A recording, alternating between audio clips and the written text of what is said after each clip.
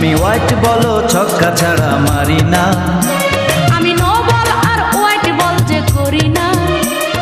বলের ধাক্কায় পড়ে যাবে তোমার হাতের ওই ব্যাট, তোমায় নিয়ে খেলবো আমি টেস্ট প্রেমের ক্রিকেট, তোমায় নিয়ে খেলবো আমি টেস্ট প্রেমের ক্রিকেট।